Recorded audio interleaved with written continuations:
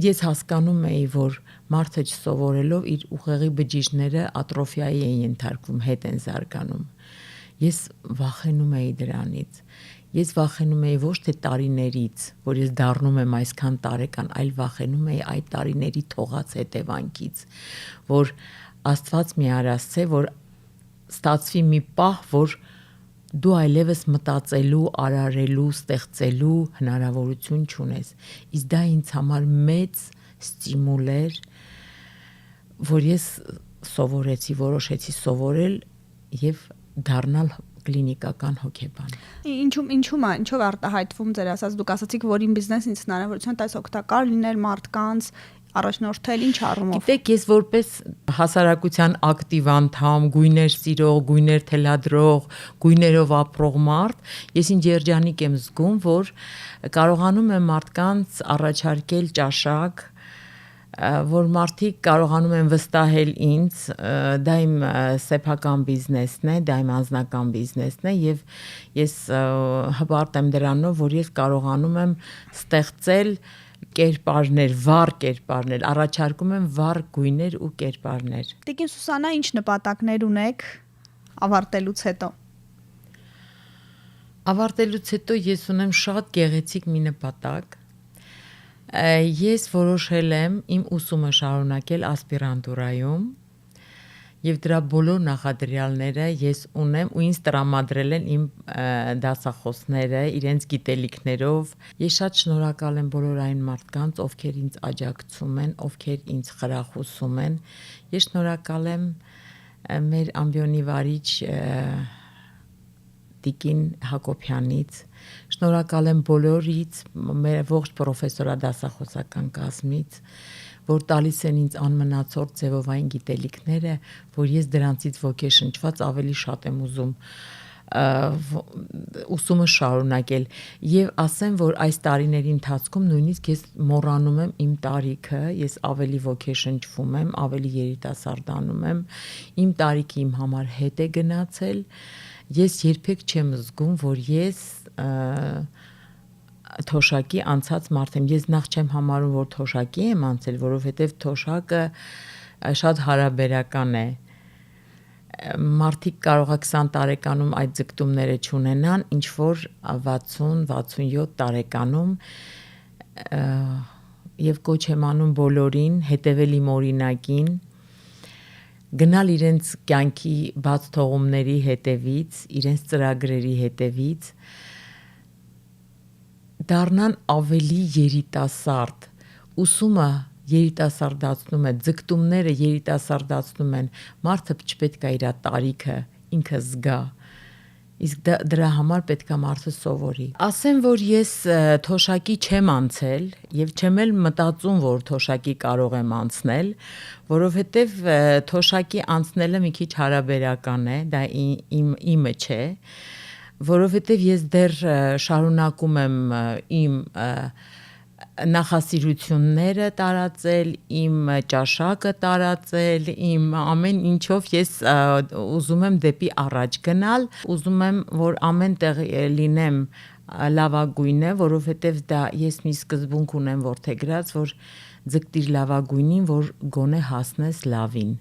Դա իմ սկզբունքն է եւ այդ սկզբունքը կարծես բոլոր էտապներով անցնում է։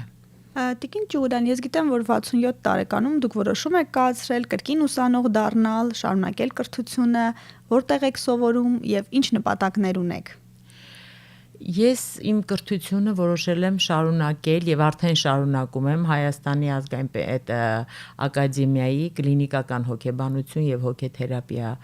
ֆակուլտետում առաջի կուրսի մագիստրոս եմ։ Իմ նպատակը խորանալ նորից իմ գիտության մեջ, իմ սիրած գիտության մեջ եւ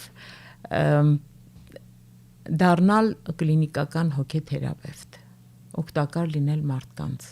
Իսկ դժվար չէ այս տարիքում սովորել, քննությունների պատրաստվել, նորից կարծես ետ վերադարձած լինեք։ Գիտեք, հետաքրքիրն այն է, որ երբ որ ես ընդունվեցի, ես ինքս էլ չգիտեի, որ ես ինչ պոտենցիալ ունեմ, ինչ ներուժ ունեմ։ Իմ մեջ կար երկու հարց։ կարող եմ ես, մտածում էի, եւ եկավ պատասխանը, այո, կարող եմ։ Ես իմ մեջ ուժ գտա եւ հավատացեք, որ երբ դու որոշում ես որևէ բան անել, ոնց որ տիեզերքը իօգուտ քեզ է աշխատում եւ ես կարողացա ներգրավել այդ կյանքի մեջ, աշխատանքի մեջ, ուսանողական կյանքի մեջ իմ համակուրսեցիները իմ թորնիկների տարիքին են։ Սկզբում ես դժվարացա ինտեգրման հարցում, մտածելով, որ տարիքս եւ իրենց տարիքը բավականին մեծ եմ ես, բայց ուրախություն ինձ, ես շատ լավ ընդունվեցի կուրսի կողմից, իմ կուրսընկերուհիների կողմից, մենք դարձանք իրար լրացնող, ես դարձա իրենց խորհրդատու, իրենք դարձան ինձ ոգեշնչող, ոգևորող եւ մեր համատեղ ուսումնական process-ը գերազանց ընթանում է առաջ։ Ընդունվել եմ եւ ավարտել Երևանի Խաչատուր Աբովյանի անվան պետական մանկավարժական ինստիտուտի նախադպրոցական հոգեբանություն եւ մանկավարժություն ֆակուլտետը։ Աշխատանքի եմ անցել մանկապարտեզում որպես դաստիարակ, այնուհետև մեթոդիստ, ապա մանկապարտեզի վարիչ։ Այդ տարիների ընթացքում ես անընդհատ ունեցել եմ իմ պրպտումները, իմ ուսումնասիրությունները եւ երբեք չեմ դադարել հեռանալ իմ մասնագիտությունից եւ նաեւ դասավանդել եմ Էջմիածնի Վարդգես Համազասպյանի անվան քոլեջում որպես հոգեբանության դասախոս։ Սիրել եմ շատ իմ մասնագիտությունը, ապրել եմ այդ մասնագիտությամբ, թեպետ երիտասարդ տարիներից մանկուց ես երազել էի դառնալ բժշկուհի, բայց երևի կյանքում ոչինչ պատահական չի լինում։ Ես պետք է դառնայի հոգեբան եւ իմ ամբողջ ներուժը, իմ պոտենցիալը ես նվիրեի մարդու հոգեկանին։ Իսկ դասախոսները գոհ են ձեզանից, առաջադիմությունը։ Դասախոսները ինձանից շատ գոհ են, ես նստում եմ անմիջապես առաջի սեղանին, որպեսզի նախ ոչ մի բառ բաց չթողնեմ, երկրորդը, որ դասախոսը ինքն էլ համոզվի, որ ես իրոք եկել եմ սովորելու ու այո, վստահ կարող եմ ասել, որ բոլորն միանշանակ նույն կարծիքին են, որ իմոց ստացվել է։ Տիկին Սուսաննա, իսկ ձեր ընտանիքի անդամները, զավակները, ամուսինը, թոռները ինչպես արձագանքեցին ձեր այս որոշմանը, զարմացան, խրախուսեցին։ Առաջի իմ արտահայտվելու պահից իրենք զարմացան եւ շատ քիչ ժամանակ անց ինձ ոգևորող խոսքեր ասեցին առաջինը իմ թորնիկները, իմ ամուսինը եւ շատ ոգևորեցին, ասեցին ինչու՞ չէ, դու կարող ուժ ես, տատիկ, դու կարող ես լինել լավ հոգեբան։ Դու արդեն կաս, մնում է որ դու սովորես, զարգացնես եւ ավելի կարողանաս այդ կյանքի մեջ մտնել ու ես սկսեցի ոգևորված նախապատրաստվել իմ ընդունելության քննությանը ու այս տարի ընդունվեցի քննություն, ես շատ շնորհակալ եմ նաեւ մեր ակադեմիայի բոլոր պրոֆեսորադասախոսական կազմից, որովհետեւ ինձ իրենք շատ լավ ընդունեցին, շատ ոգեշնչեցին եւ ինձ նույնիսկ համարեցին խոսքերի մեջ առանձնահատուկ ուսանող, որովհետեւ դեռ այդպիսի ուսանող իրենք չէին ունեցել։ Պատմեք ձեր զբաղվածության մասին, ամեն օր առավոտյան արթնացաք, ինչով եք զբաղվում։ Քանի որ ես մեծ ընտանիքի մայր եմ, տատիկ եմ եւ իմ օրը սկսվում է հենց իմ աշխատանքային գործունեությամբ դասերի նախապատրաստումով, ղեկավարում եմ իմ բիզնեսը,